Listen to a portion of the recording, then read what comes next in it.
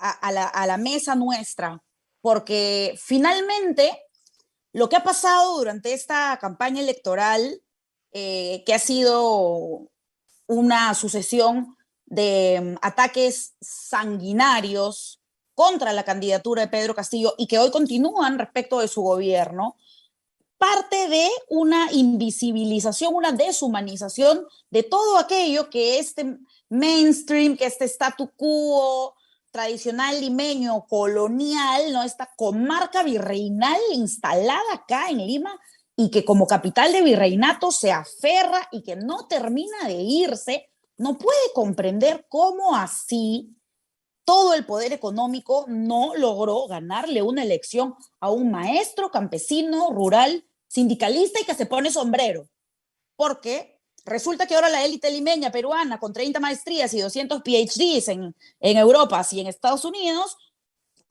discute el día a día de que por qué el presidente se pone sombrero y no se pone sombrero y que se saque el sombrero en tal ocasión.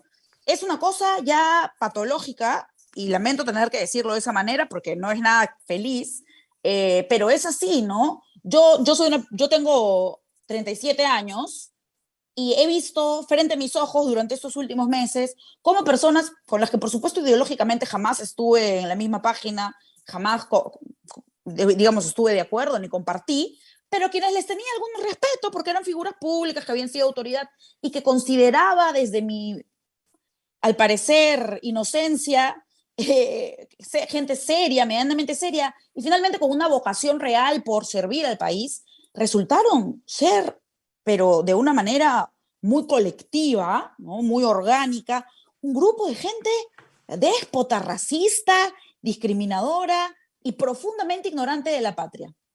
Profundamente ignorante de la patria, que no han salido de los 4 distritos que llaman Lima moderna, le pongo comillas, Miraflores, San Isidro, Surco, San Borja, y paren de contar, y más allá no hay nada, y si hay, a mí qué me importa. Y un poco esa es la dinámica, ¿no? Y eso es exactamente aquello de lo que hablan tanto Flores Galindo como José Carlos Mariátegui. O sea, al final lo que nosotros estamos viendo es una suerte de disputa de esta Lima colonial con ¿qué? Con el resto del Perú. ¿Por qué seguimos hablando de Lima y del resto del Perú? ¿No? Hay una ausencia clarísima de referentes comunes, parte de aquello que preocupa a esta élite que se siente rezagada, ¿no? Replegada en su capacidad de influir en el poder. Eh, Parte del gran problema es que no tienen ninguna sonda de conexión, ninguna línea de nexo, de contacto con estos nuevos actores Ahora, que han entrado al poder. ese Perú virreinal fue el virreinato en la época de la colonia. Sí. Tuvimos que batallar contra el virreinato, tanto de Santa Fe como el de Perú, cuando buscábamos esas independencias frente a España. Tan compleja esa historia, habrás oído de Quito y el primer grito de independencia, el 10 de agosto de 1809, Así pero con es. patriotas con patriotas que le juran lealtad al rey Fernando VII. Entonces uno dice, bueno, ¿y de qué libertad estamos hablando? Si le estás jurando lealtad al rey. Pero es que la Así cosa es. era muy compleja. Las tropas que luego reprimieron a Quito y que produjeron más de 300 muertos en una población total de 30.000 habitantes, 300 muertos, fue una masacre, Un horror. vinieron del Perú, enviadas por el virrey del Perú. No, eso no tiene la culpa para nada el pueblo del Perú, no era la estructura, ¿no? Entonces, ese Perú cuya capital, ese Perú virreinal cuya capital era Lima, me atrevo yo a plantearte, no sé si es una reducción penosa, ofrezco disculpas si lo es, está representada por Mario Vargas Llosa, por ejemplo. Yo pienso que esa decadencia, lo digo también con pena y con pesar, con tristeza, está muy bien, muy bien, vamos a decir, representada por la figura de Mario Vargas Llosa, que debió dedicarse a escribir ya en los últimos años de su vida y no más, y Ajá. no más, ¿no? el rol que ha tenido Mario Vargas Llosa y con él todo un grupúsculo de autodenominados liberales que deben nunca, jamás en su vida haber leído nada de lo que significa el liberalismo político verdadero, porque no son más que neoliberales económicos, vamos a decir, y de pasquín, porque ni, ¿no? Ni a neoliberales económicos orgánicos llegan. Todo ese grupo de gente representado, liderado más simbólicamente, diría yo, que de manera real y tangible por Mario Vargas Llosa, es la decadencia.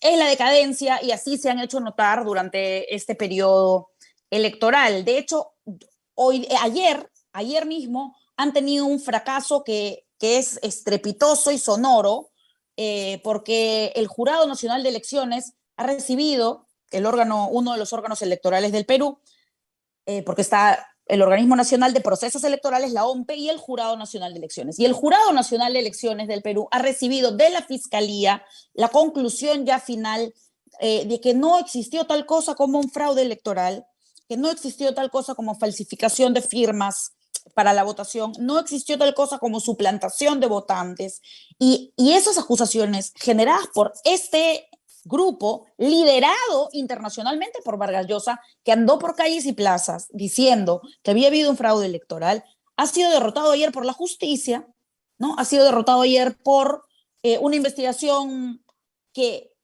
absolutamente innecesaria, dicho sea de paso, porque todos los observadores nacionales e internacionales ya habían dicho que en todos los idiomas que no había tal cosa como un fraude electoral, y generaron, y esto es muy importante decir, en su voluntad de torcer el proceso popular y en su esfuerzo de torcer el proceso popular, generaron un retraso en el inicio de la transición de gobierno. Sí, y, terrible. y el gobierno actual tuvo 5 días para ejecutar una transición de gobierno, lo cual es absolutamente, no solamente insuficiente, genera pues un clima de desasosiego, de fastidio entre quienes salen, quienes entran, genera que esta curva de aprendizaje que siempre se ocurre en los primeros días de nuevos regímenes y que es absolutamente normal, no haya sido un proceso áspero, que haya sido un proceso difícil, que no haya sido un proceso limpio como pudo y debió ser. ¿Y todo por qué? Por las voluntades de esta gente, que la verdad es increíble, todavía no salgo de mi asombro, que el señor Vargas Llosa haya caído en digamos, el oprobio de pasarse a las filas del fujimorismo más acérrimo, y volverse finalmente un enemigo del Perú, porque eso es el fujimorismo, y lamentablemente ese ha sido su rol en estas últimas elecciones. Y muy bien representado, me parece que no habría mejor ejemplo al hablar de una comarca virreinal, ¿no? Porque además ese señor es muy ibérico, ¿no? Y Sí, es muy, sí. muy hispanista y todo lo demás. Muy del diario El País, ¿no? Muy del diario El País, muy de la corona, ¿no? Y parece que hay muchísima gente aquí a la que le cuesta desprenderse de eso.